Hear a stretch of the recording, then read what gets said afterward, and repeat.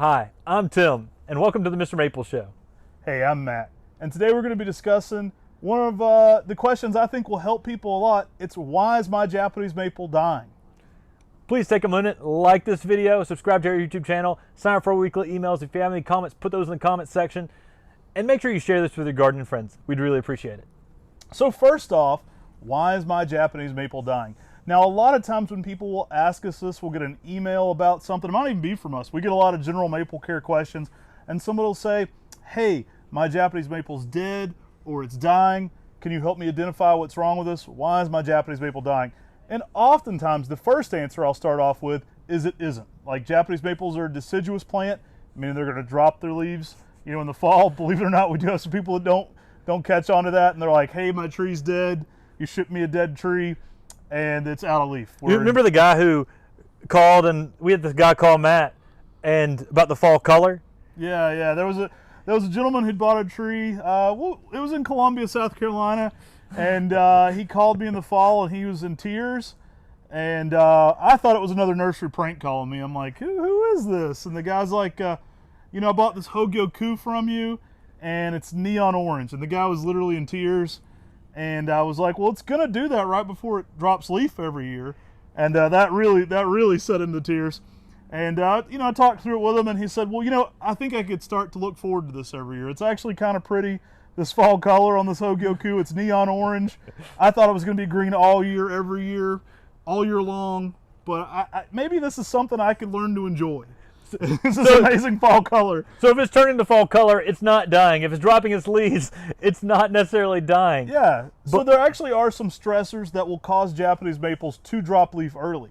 Now, deciduous plants are easy plants to reset. So if a Japanese maple has a stress, and we'll get into some of these stresses, but oftentimes one of the first line of defenses for a Japanese maple is to start to drop leaf and to have some leaf drop. If the tree's holding too much water, if it's staying too wet, if your tree is continually soggy, that may be something that you want to look into, and it may be causing your tree to drop leaf. The fortunate thing with maples versus a lot of evergreens are it's easier to turn that process back around and fix it. Yeah, with Japanese maples, if a plant doesn't get water in the summer, after its buds are already set for the next flush of growth, it will often drop leaves, and then once you fertilize it and water it, it'll actually push growth out again before fall. Now, you don't want to encourage that going too late in the fall because that can cause some issues. Yeah. But if that plant is already dropped leaf going in the summer, often you can just water it, give it a little bit of liquid fertilizer, and that plant will reflush out with a new flush of growth. So that's a great way to reset it if that happens during the summer. And this happens all the time because people will put a young plant out that's not established yet, or put one in a container outside, forget to water it, and it drops the leaf, and they say, oh, my plant's dying. They came back from vacation, they said, oh no, my tree's dead. And sometimes one thing you'll see in container gardening especially, the tree didn't have a full root system in the pot. And so oftentimes the tree's very happy in the container, and they're not having to pay attention to that water amount, but they hadn't checked on that root system in many years. And then one summer it dries out really quickly because there's not a lot of soil left in your container. So the tree's actually going deciduous from lack of water because there's roots in there taking up all the energy much, much quicker. So that's something to be conscious of as well. I think that's one of the most common times when people are like, oh, my tree died out of nowhere and it's been doing so well and it dropped all of its leaves. Now, another reason you might think your tree's dead, and it might not actually be, would be a late frost. We're here in western North Carolina. We're in zone 6B here. It's not uncommon for us to get a late frost, and those can look pretty brutal. One of the beautiful things about Japanese maples, they do rebound from those things quite quickly. So it's not uncommon for our main display garden to get a little bit of frost each year and look amazing still in a couple weeks. Now, it depends on the level of frost certainly you're getting, but we do get a little bit here almost every year. And a great way to encourage that to rebound quicker is to give it some liquid miracle grow and some watering after one of those late frosts. If you have a late frost and then a drought afterwards, that's the worst possible thing that could happen, because the plants need that water and energy to push new growth out again after the first set of buds have been damaged. Yeah. Now, we'll get into some things that actually may be killing your Japanese maple. And paramount amongst these, you've probably heard us say it here on this channel a million times, but I have seen it in other YouTube videos explaining what's going wrong with maples. They were describing that maples want to be in marshy and wet feet. So No, don't do that. I can't reiterate enough, drainage is the key. You want really good drainage on your Japanese maple, in the container, in the ground. Always be conscious of that water amount. One of the quickest things, and I can't say it enough on this YouTube channel either, that can go wrong with a Japanese maple in a container is the saucer below it. You hear me say it a lot, but it's certainly something that's gonna, water stays to that point and then stays above that. So you're gonna get stagnant roots. The roots like to dry out and expand. That's gonna help them go in search of moisture with that watered completely to then drying out completely stage. You don't want them staying continually moist or continually damp. That's one of the easiest ways to kill a Japanese maple, is a location that's holding water or a pot that's continually holding water. They don't want that swampy, boggy, wet feet. I had a gentleman who had bought a huge Japanese maple here at our nursery, and I delivered it to him, not knowing where he was going to plant it. After he planted it, he built a river down beside of it without any pond liner or anything. So the plant was just getting saturated. And he called me to say, hey, come check it out. What's going wrong? And I come look at it, and the plant is just sitting in a bog. I mean, literally, his bog plant's growing right beside of it. And he's like, what's wrong? Too wet feet causes root rot. I mean, that can make major issues for a plant and even kill a Japanese maple. So that could be something that is actually killing the Japanese maple. So be sure to be conscious of those water amounts. That can definitely be why your Japanese maple is dying. Now, another reason, and it may be sounding too simple, but over-fertilizing. That can often cause a tree to stress out and drop leaf. Too high nitrogen, especially during hot times of the year. A lot of our fertilizers are temperature released. So if you're watching your fertilizers, some of those will activate and dump all their nitrogen at once. Well, when a maple gets stressed out by that, one of its first line of defenses is to drop leaf completely. Now, what you want to look for, either with the water or any of these stages, are good healthy buds. If you have good healthy buds, the tree's likely to re-leaf. It's likely going to be in a recovery stage, and it's salvageable. So it may be something that isn't completely dead yet. It may be something that isn't doing well, but if you don't watch some of these steps, it could be something that progresses to get worse. Dad, we used to sell at tailgate markets, and Dad actually had somebody who said, yeah, I've been fertilizing my Japanese maple. Come check it out. It's dropped all of its leaves. So Dad went out there, and he said, what do you fertilize it with? And the guy said, triple phosphates. I said, that's a little bit much for this. And he looked, and the guy had put a whole bag of triple phosphates under a Japanese maple because he knew Japanese maples were a little slower growing, and he wanted to grow faster. Well, it had defoliated an Acer palmatum butterfly completely. And you don't normally want to bare root a plant, but if you've done that, you're going to have to wash off the roots really quickly, get that fertilizer off the roots, repot it, and hope that it leafs back out. And surely enough, it did. It was amazing that it responded back and even came back from that. But over-fertilizing can definitely cause some issues. So we've covered overwatering, we've covered a little bit about late frost, we've covered a little bit about over-fertilizing. Another thing, there are some maple diseases. We'll get into that just briefly. Most of those can actually be avoided by skipping those other steps. So if you're watching the overwatering and the over-fertilizing, you're going to increase your chances of the tree not having a disease in it. There's Pseudomonas, and there's other bacterial infections that Japanese maples can get. The problem with a lot of these are most damages to Japanese maples look similar. So people say, oh my gosh, it's got a black spot on it. This is Pseudomonas, the whole tree's dead. Well, it may look like that if you have been overwatering as well. If you have frost, damages. Frost may look like verticillium dieback. But the issue is that all you're seeing when you're seeing these people say diseases are they're seeing issues that are with the plant. And just because you see dead parts on the plant doesn't necessarily mean that it's a maple disease. In fact, most of the time it's not. Most of the time it's caused by something that you're doing.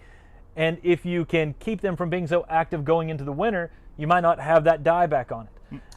Light fungal foliage issues, or even things like powdery mildew, these are not things that are typically going to kill your Japanese maple. They may take away from the look of it that season, but they're not typically something that's going to be fatal. So they're definitely something to be cautious of, or like the leaf hopper spot and things like that. Those will be things that can hurt a Japanese maple's looks that particular year, but they're typically not something that's going to take the tree out. So you want to be conscious of what's causing those issues. So oftentimes the leading cause of Pseudomonas is actually the tree staying too wet. Now, Pseudomonas is something you can test your soil for. Phytophthora is something you can test your soil for. Those are conditions that you'll want to check on your soil if you're having continual issues with a grounded area and you're there in your garden. But they're not typically the main problem. The main problem typically comes from being too wet, and that's leading to these other issues of root rot and other issues. And the other thing, check out our video on fertilizing Japanese maples, because we go into when to fertilize. You never want to fertilize the Japanese maple going into the fall, because what you'll end up seeing is a plant that's too active that may have dieback on it because it got cold with soft, fresh new growth. That can also encourage diseases to come in and bacteria, so you may develop further issues with your maple from doing that. So I'll bring it up because we often see this in emails too, but there may be conditional factors that you can alleviate that may be causing your Japanese maple to look less desirable, that may be giving it the effect that your tree is dying. Now, certainly paramount amongst these, the one I warn against the most, is keeping your Japanese maple inside all year. We'll often get people who've had their Japanese maple inside for a very long period of time in a window. They've got the tree too active, it's leafed out, it's had an early spring, and then they're in spring and the tree just looks a little more, it's alive, but it looks a little more burned on the foliage. The foliage kind of looks, like it's past ripening, right? It's kind of rotten looking on the foliage. That's because Japanese maples need that deciduous time, so they need that dormancy period. So if you're forcing them to stay in leaf longer, it's certainly going to lead to less desirable foliage, and long term it's going to lead to more issues. Be conscious of your airflow with your Japanese maple. If you have an extremely stagnant area where there's not much airflow, that can certainly cause that kind of look as well. So we've talked about a lot of things we see going on in the spring. We're going to move towards the summer. Issues we start seeing of people saying, why is my Japanese maple dying during the summer? And one of the first things we start seeing in the summer is plants that really don't show a lot of vigor. They start feeling like the plant is starting to show decline during the summer. The first thing to check is to make sure you haven't planted that plant too deeply. Often during the summer is when you start seeing the effects of when someone has planted a tree too deeply and put too much mulch from the last winter trying to help it overwinter. Putting those big volcano mounds you see landscapers do, bad idea. Make sure that's raked away so you can see the top of the plant where it was originally planted, where it was originally in a container when you purchased it.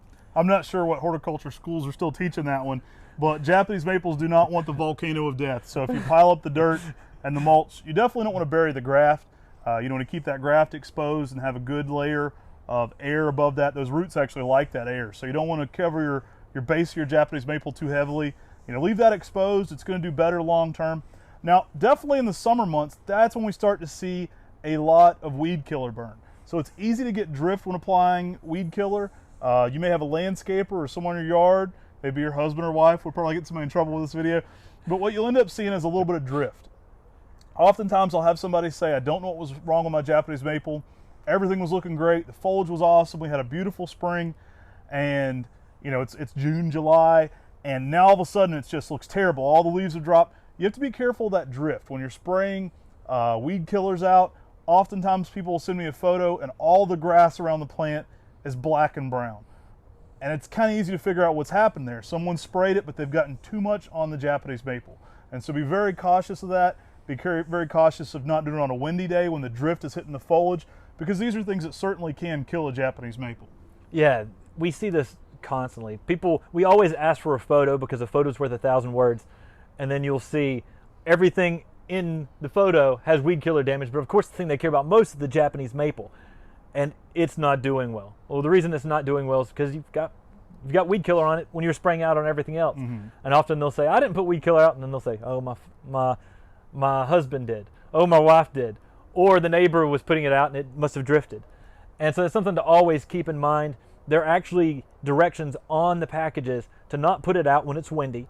And I've had people here at the nursery and says, I didn't put it out when it was windy. It was a day just like today, and he's sitting here smoking a cigarette, and the wind is just blowing that smoke. And I said, you see that smoke? And he's like, oh.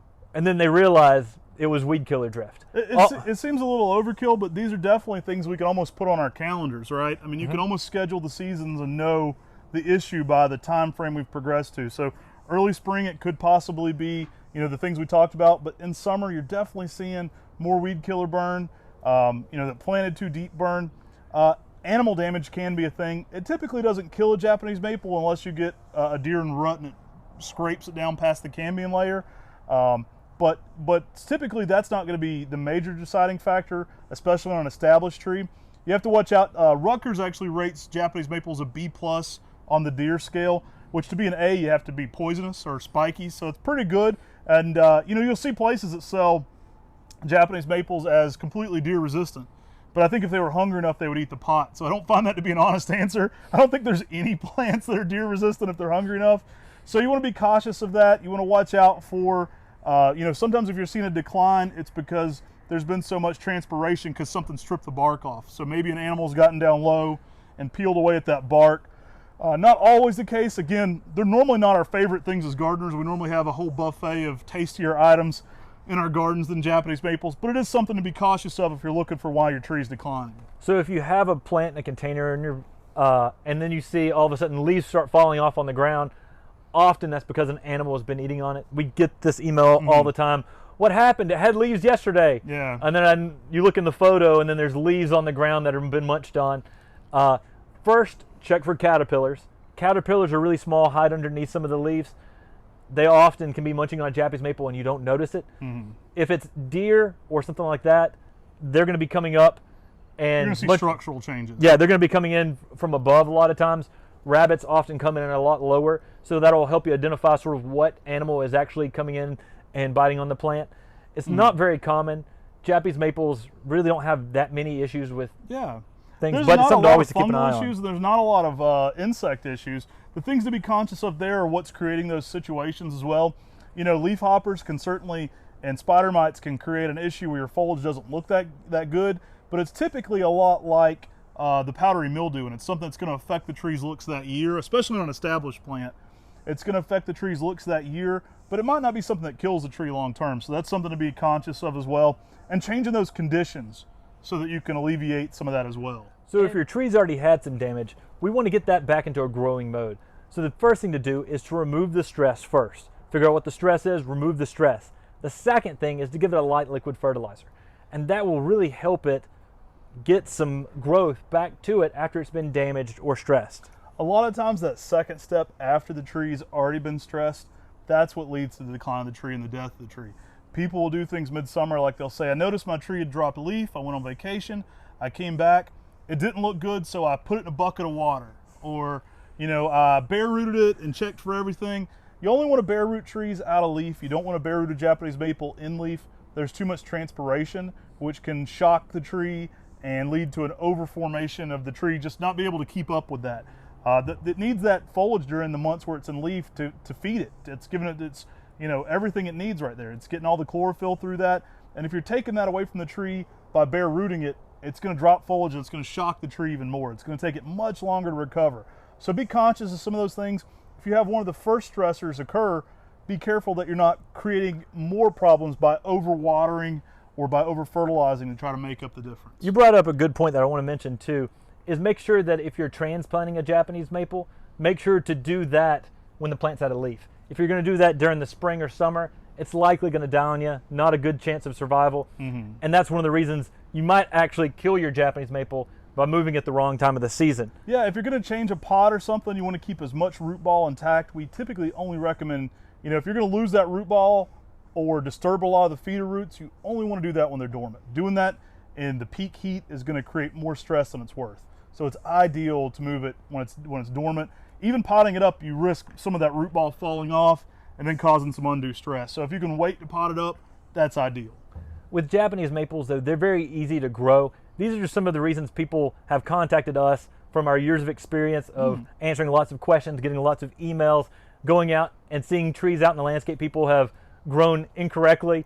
And we want to pass these tips on because it's always better to learn from someone else's mistakes than your own. Hey, we hope this gave you confidence in growing Japanese maples. That's our idea here with this channel. We want to make it easier for you. We want to give you all the tools to succeed. And these are just some things from our experience. This is just the beginning of the conversation though. You can continue that conversation in the comment section below. We do ask that you like and subscribe. That always helps our channel, and share it with your gardening friends. Take care. God bless. And have a great day.